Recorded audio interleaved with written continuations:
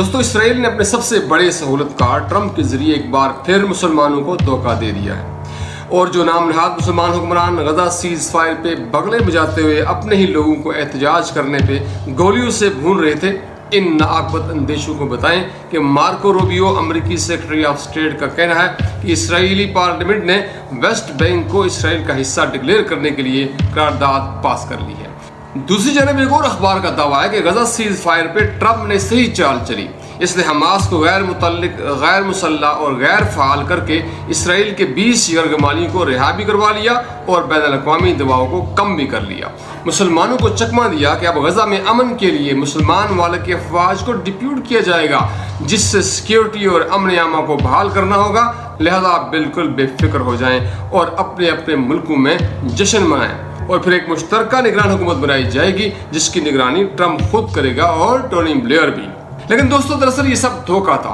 इस सब के बावजूद कुछ साफी दोस्तों का ख्याल है कि ट्रंप वेस्ट बैंक के मामले को लेकर बहुत उलझ गया है, बहुत परेशान है। लेकिन हमारा दावा है कि ट्रंप और उसकी टीम इसराइल के सबसे बड़े सहूलतकार हैं और इन्हें मुसल्लत इसलिए किया गया था जो एक टीम बन के काम कर रहे हैं। कोई सफारती माज में सरगर्म है तो कोई खारजा पॉलिसी तरतीब दे रहा है और कोई ट्रंप के सॉफ्ट इमेज को दिखा रहा है। और दोस्तों, बैनुल-अक़वामी बरादरी की तरफ से पेश किया जाने वाला अमन माहिदा दर हकीकत एक खतरनाक फरेब साबित हो रहा है। दरअसल ये बार बार के माहिदे इसराइल को मजीद जंग छेड़ने का मौका फराहम करते रहे हैं और कर रहे हैं। हर माहिदे के बाद इसराइल नए बहाने से हमले शुरू कर देता है और फलस्तीनी अवाम के खिलाफ अपनी कार्रवाइयाँ तेज तर करता चला जाता है। इसलिए इसराइल जंगबंदी के माहिदों को अपनी फौजी हिकमत अमली के लिए बेरहमी से इस्तेमाल कर रहा है। वो माहिदों के दौरान अपनी फौजी पोजीशन को मजबूत करता है, नई फौजी तरतीब मुकम्मल करता है और फिर नए सिरे से और ज़्यादा शिद्दत के साथ हमले शुरू कर देता है। ये एक मुनज़्ज़म जंगी हिकमत अमली है जिसका मकसद फ़लस्तीनी अवाम की मुज़ाहमत को बिल्कुल ही कुचल कर रखते हैं।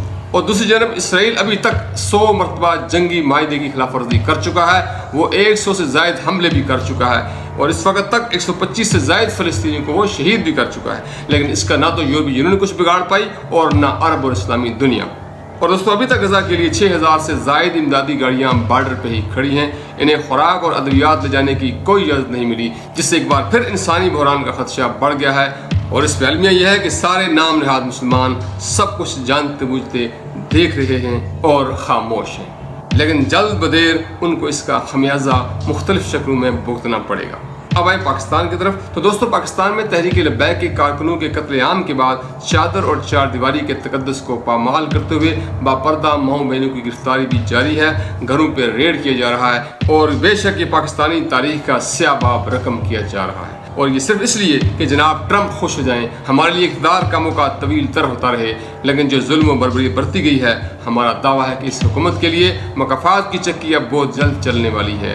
ये अब ज़्यादा दूर नहीं है। बस देखना यह है कि इसे गिराने और निशान इबरत बनाने के लिए अल्लाह ताला किसको चुनता है। जोर बाजू वाली सारी दीनी जमातें अब स्टेटस को की स्याह चादर ओढ़े हवस इक़्तिदार के लालीपॉप चूसने में मगन हैं। करप्शन, लूट मार, बद इंतज़ामी और गंदी सियासत के सारे साबका रिकॉर्ड तोड़े जा रहे हैं और आने वाले मुल्कगीर एहतजाज को रोकने के लिए और बाद सियासी धड़ों को लगाम डालने के लिए मिस्र मॉडल को अपनाने की कोशिश की जा रही है। इसलिए तहरीक लब्बैक के खिलाफ क्रैकडाउन दरअसल एक खामोश पैगाम दिया गया कि अपना अपना अंजाम देख लो, आपके साथ भी यही कुछ हो सकता है। और इसके लिए जनरल सीसी जैसे आमर से मुशावरत की जा रही है। लेकिन ध्यान नहीं है कि पाकिस्तान मिस्र नहीं है और ना हुक्मरानों के लिए अमेरिका की कोई कॉलोनी। याद रखो, जिस किस्म के बीज बोओगे इसी किस्म की फसल काटोगे। फी अमानिल्लाह।